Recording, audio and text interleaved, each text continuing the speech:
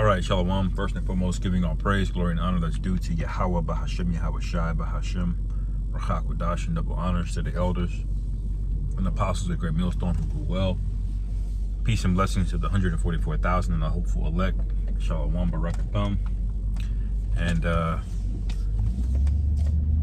the gold prices are soaring, or they have soared over the past maybe about a month or so. All right. Now the prices are up in the last 30 days. It looks like about 10%, which is huge. All right. Anything that jumps 10% on a stock market or any kind of commodity or trading financial instrument, all right, you can make a lot of money off of it. Okay. And why is that happening? Is that good or bad for America? Well, when you look at how Esau has the entire system set up, one thing you'll learn is that gold and the US dollar have an inverse relationship. What does that mean? It means when one does one thing, the other does the opposite. They're inverted.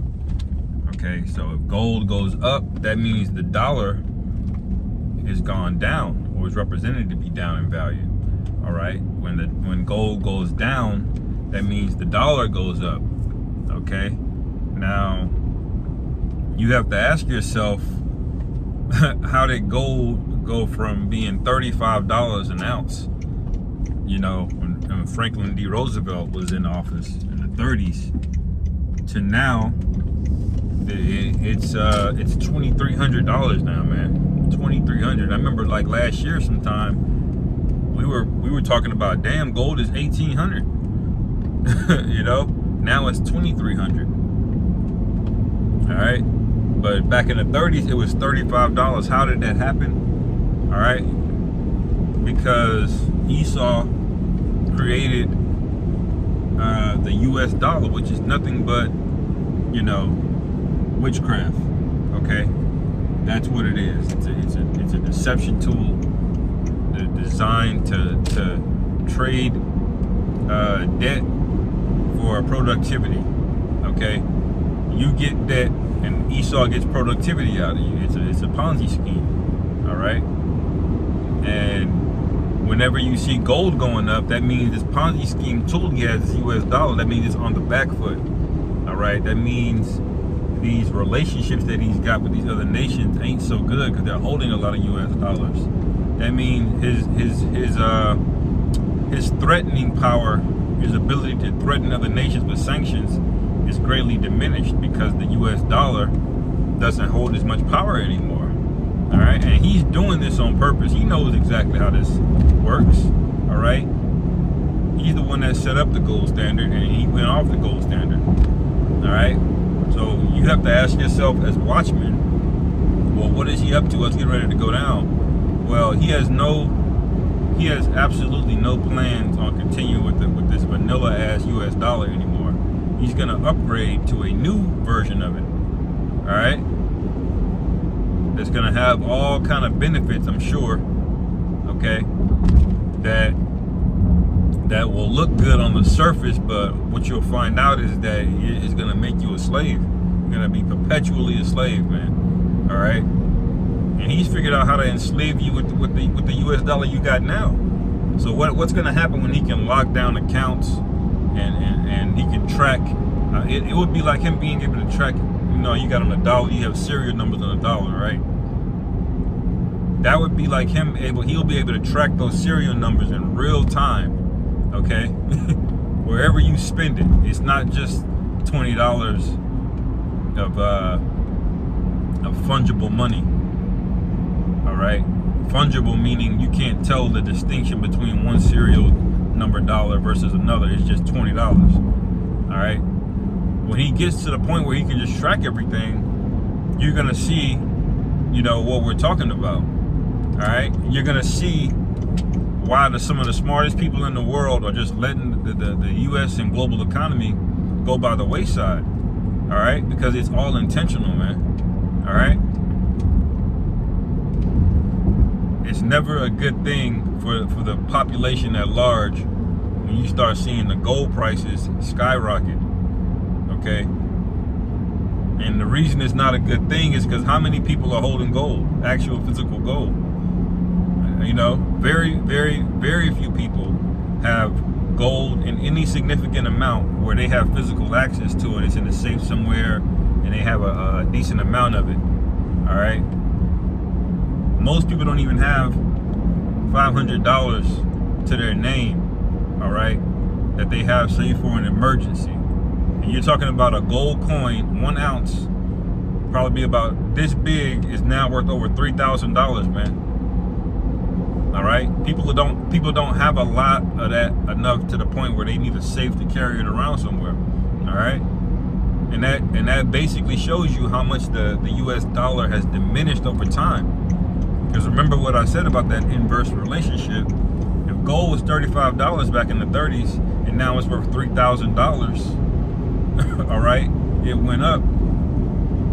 All right, what does that tell you about the real value of the U.S. dollar? If gold went up that much, that means the real value of the U.S. dollar has plummeted. It's been going down every year, and it has no choice because it's a fiat currency, and he's only printed more of it ever since then.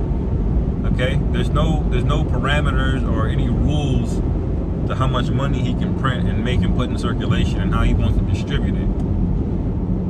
See?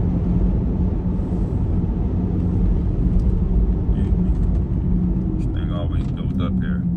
All right, so get ready for some of these banks in the coming months. I mean, it could happen. It could happen on Monday. You know, any day now it could really happen. But we know these banks are in trouble. Why? Because a lot of these banks were holding a lot of these bonds that were greatly affected by these interest rates, which, if you don't know, the Fed hiked interest rates from like less than 1% up to over 5%. Okay, and you have to pay interest on any kind of bond that you're holding. All right, to that new rate. So if it was 0.5% and now it's 5%, well, that's a tenfold increase. All right, most banks were not ready for that.